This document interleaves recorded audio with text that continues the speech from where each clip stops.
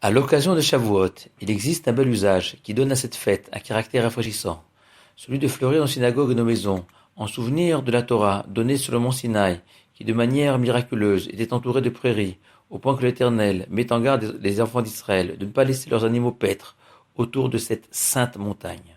Derrière ces fleurs se cache l'idée suivante. Le désert, zone de terre stérile, représente l'humanité sans Torah, ces 2 millénaires de l'histoire qui ont précédé le don de la Torah, qualifiée d'époque déserte, chaotique par le Talmud.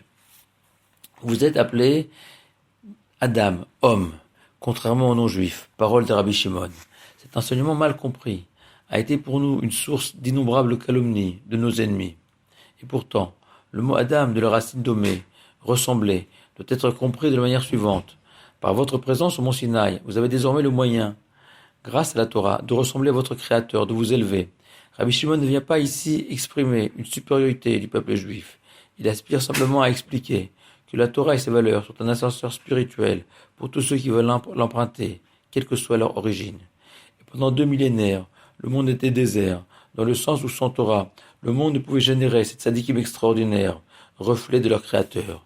Et c'est le message de notre parasha de Bamidbar, qui débute ainsi. Et l'Éternel parla à Moshe, dans le désert du Sinaï. Le Midrash explique que Dieu a reproché aux enfants d'Israël de s'être plaints, d'avoir abandonné l'Égypte prospère pour le désert aride. Non, leur dit l'Éternel, je me suis conduit à l'opposé des rois de chair et de sang, qui pour honorer leurs convives, les invitent dans leur palais en pleine ville, alors que moi, j'ai transformé le désert pour vous, devenu un lieu merveilleux, où l'eau coule à flot du rocher magique, où la manne céleste descend tous les matins à l'ombre protectrice et si agréable de ces colonnes de nuée.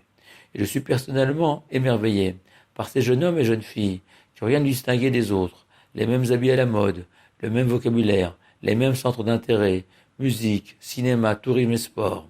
Des jeunes sans aspérité, comme on en croise tous les jours, sans véritable richesse, sans rien de remarquable, des déserts, et qui un jour s'éprennent de Torah, et voilà que leur manière de parler, de s'habiller, d'agir, a changé.